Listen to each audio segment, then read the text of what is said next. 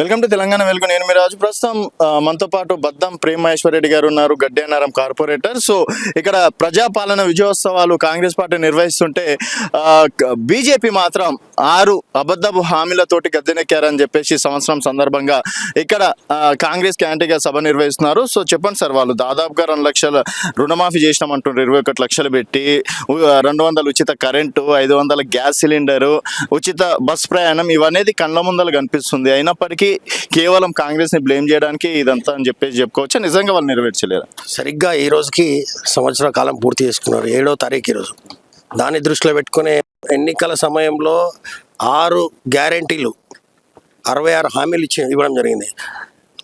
Bus హామీ తప్ప ఏ ఒక్క హామీ వాళ్ళు పూర్తిగా అమలు చేయలే. కాబట్టి ఈరోజు ప్రజలందరూ కూడా సంవత్సర కాల కాంగ్రెస్ పాలన యొక్క ఫెయిలియర్ మీదనే ఈరోజు భారతీయ జనతా పార్టీ తెలంగాణ ఈ యొక్క భారీ బహిరంగ సభ, పోరు సభ, ఈ రోజు నుంచి పోరు బాటల్లో భారతీయ జనతా పార్టీ వెళ్తుందని చెప్పి ఒక భారీ బహిరంగ సభ ఏర్పాటు చేయడం జరిగింది. మీరు అన్నట్టు వాళ్ళు ఏదైతే రైతు రుణమాఫీ అన్నారు, మా నాయకులు రోజు పదే ఇవే చెప్తున్నారు.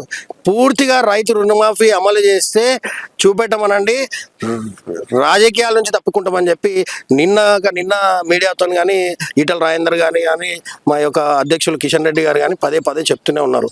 ఊర్లలో వెళ్ళి మీరే ఇప్పుడు బయటికి రోడ్డుపై వెళ్ళి అడిగితే చెప్తారు. ఆ మధ్యలో ప్రజాపాలన అని చెప్పి దరఖాస్తులు తీసుకున్నారు.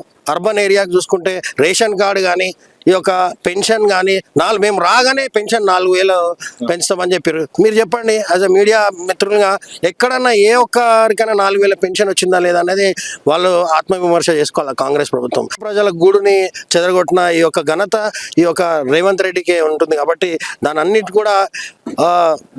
కూడా విమర్శించుకుంటూ ఈరోజు పెద్ద ఎత్తున భారతీయ జనతా పార్టీ ప్రజలకు లోపలికి ఈ రోజు నుంచి పోరు సభ అని ఈ రోజు నుంచే పోరు బాటలు ఇంకా కాంగ్రెస్ పార్టీ పైన తిరుగుబాటు తప్పకుండా ఏవైతే హామీలు ఈ యొక్క గ్రౌండ్ లోనే ప్రియాంక గాంధీ, రాహుల్ గాంధీని తీసుకొచ్చి ఈ యొక్క ప్రభుత్వం ఇప్పుడున్న ప్రభుత్వమే యూత్ డిక్లరేషన్ ఇక్కడ ప్రకటించడం జరిగింది. అందుకే దేశం కానీ రాష్ట్రం కానీ ముందుకెళ్ళాలంటే యువతతోనే సాధ్యమవుతుంది. కాబట్టి ఈరోజు ఇదే గ్రౌండ్స్లో ఈ యొక్క సరూర్ ఇండోర్ స్టేడియం గ్రౌండ్ నుంచే సమరశంకారం ఈరోజు మా రాష్ట్రీయ అధ్యక్షులు జేపీ నడ్డా గారు, మా తెలంగాణ అధ్యక్షులు కిషన్ రెడ్డి గారు ఈ రోజు నుంచి కార్యకర్తలు ఉద్దేశించి బీజేపీ ఇప్పటి నుంచి ఒక యూనిట్గా, అంటే మన మోడీ గారిని కూడా కలవడం అనేది జరిగింది కదా, నెక్స్ట్ అధికారంలోకి వచ్చే అవకాశాలు ఉన్నాయంటారు. డెఫినెట్ గా ఉన్నాయి అనుకోవచ్చా?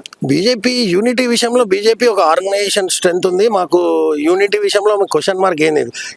ఎంతో మంది ఎన్నో మాట్లాడుతుంటే దాని విషయంలో ఎటువంటి ప్రధాన ప్రతిపక్ష హోదా అవుతుందో దాన్ని పూర్తి చేస్తాం, అంటే దాన్ని నిర్వర్తిస్తాం తప్పకుండా. ప్రజలకి మేము ప్రధాన ప్రతిపక్ష హోదాలాగా మేము పోరాడుతూనే ఉంటాము ప్రభుత్వం, దాంట్లో డౌటే లేదు, సమస్య లేదు. నిద్రపోయే సమస్యలు ఇప్పటికే నిద్ర రావట్లేదు. మూసీ విషయంలో, హైడ్రా విషయంలో ఏం జరిగింది? పేద ప్రజల ఇల్లులు గులగొట్టారు, కానీ ఎక్కడ ఓవైసీ గులగొట్టారు మీకు తెలుసు కదా. మరి దాన్ని మళ్ళీ ఎందుకు బ్యాక్ ఫుట్ వేసారు?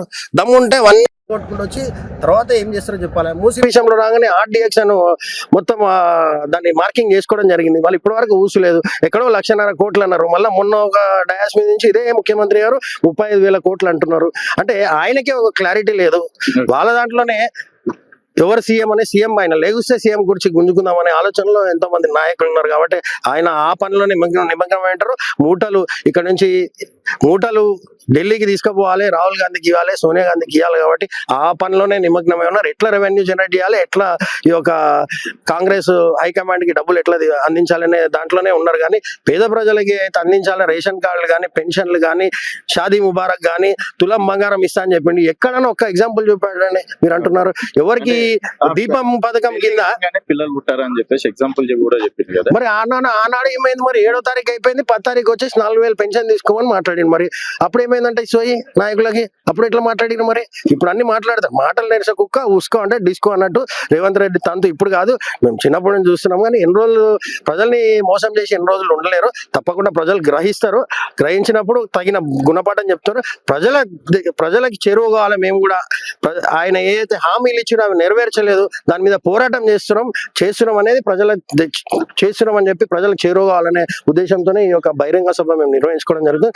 భారీ ఎత్తున ఈ యొక్క బహిరంగ సభ తప్పకుండా సక్సెస్ అవుతుందని మేము ఆశిస్తున్నాం.